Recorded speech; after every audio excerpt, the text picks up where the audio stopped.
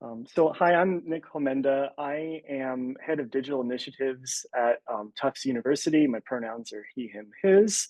I am the Hyrax product owner, and I've been that for exactly 1 month. So huge thanks for everything that Rebecca Cotty did in her 2 years in that role. And what we're going to talk about is all stuff that happened under her leadership. For those of you who don't know, Hyrax is a Ruby on Rails engine built by the Samvera community and sustained by the community. It's a foundation for creating many different digital repository applications.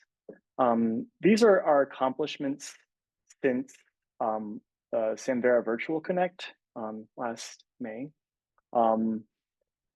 Starting with our accessibility audit of public and private pages in Hyrax.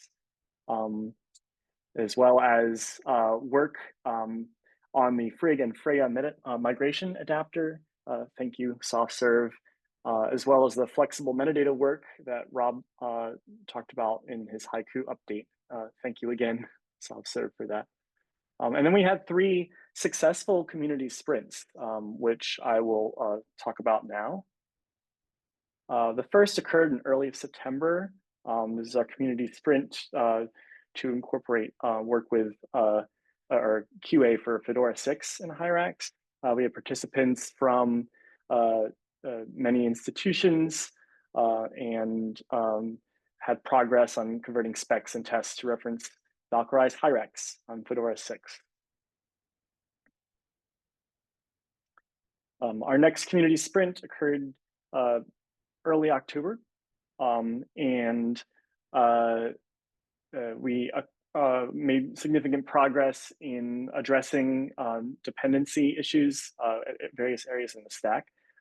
This is a great sprint as well because it came about due to discussion within the community, and we were able to nimbly adapt to those needs and schedule this community sprint to address them.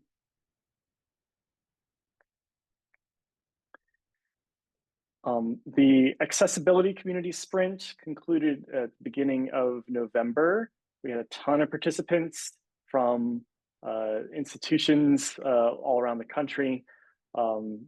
And we did a ton of work completing the majority of the issues identified in the earlier accessibility audit for public and dashboard interfaces. We only have 7 issues that remain in order to achieve or meet WCAG 2.0 level AA. And as part of the Hyrax maintenance working group, we sprint every 2 weeks and then are off 2 weeks. And this work does not, these remaining issues do not need to wait until another themed sprint to be completed. There are a lot of people who participated for the first time in completing these issues during this sprint, and the issues that remain and other accessibility related things that we find are a great opportunity for folks who want to join in contributing to Hyrax development to make quick progress towards the accessibility of this platform. Now I'm going to hand it over to Daniel to talk about next steps. Hello, everyone. Daniel here. Can you hear me okay? Yep. Okay, great. New microphone setup.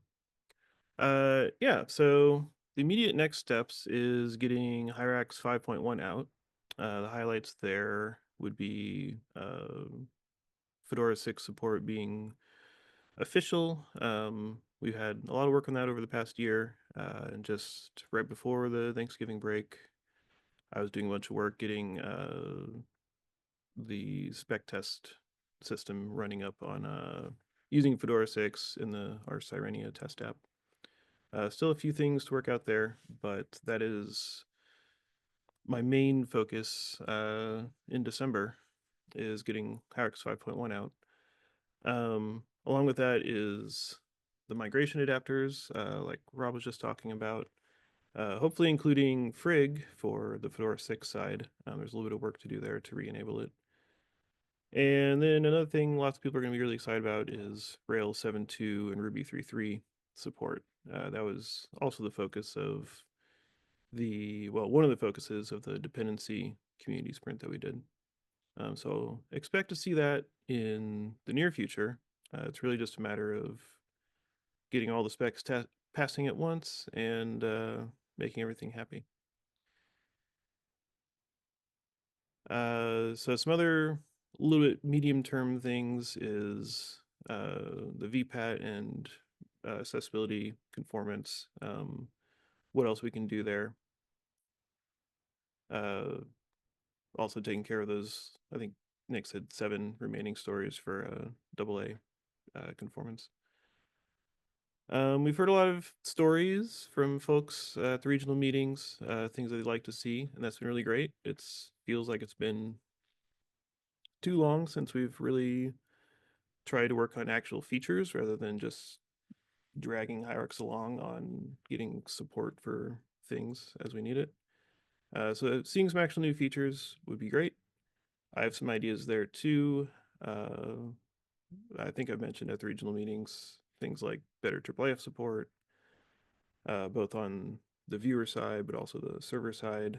Rob mentioned uh, serverless IIIF, working with Valkyrie and Haiku, and that's something I would like to see working with Hyrax out of the box as well. Um, yeah, so what comes after Hyrax 5? Well, Hyrax 6, obviously. There's been a little bit of work in this direction already. That dependency community sprint, we did some work on getting Bootstrap 5 working within Hyrax. And much like the Bootstrap 3 to 4 update we did, it feels like the changes there are going to be breaking. Um, so we're reserving that for Hyrax 6. Along that would be, I'd like to see Blacklight 8 support, get from Blacklight 7 to Blacklight 8. That would definitely be breaking in various ways. For anyone who's done any sort of customization of the like views in general, just because the Blacklight's a view component migration or transition. Also, as Rob said, Rails 8 would be something that'd be great to see. Um, it's possible this could be put into like Hyrax 5.2. At least, well, the big question there is the asset pipeline, which is why I mentioned it on that line right there. There are some big changes in Rails land about how that works.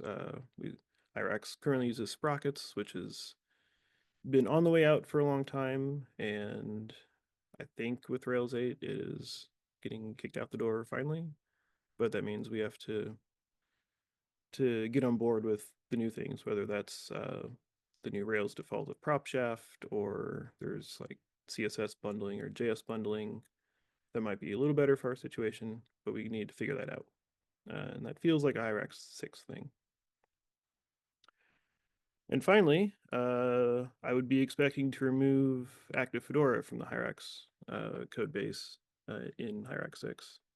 That's not a for sure thing, but I feel like having one major version of Hyrax that has both of these makes it easier for us to tell people who need to transition their repository that, yeah, you need to get to Hyrax 5 and do the transition and then move onwards from there. The other side of that is removing all the plumbing needed to make Active Fedora work alongside Valkyrie would greatly simplify the code base and hopefully increase our general velocity of getting things done by quite a lot. That said, that means that Hyrax 5 would definitely be supported for uh, a decent amount of time to allow everyone to actually get those migrations done. And that plays into it.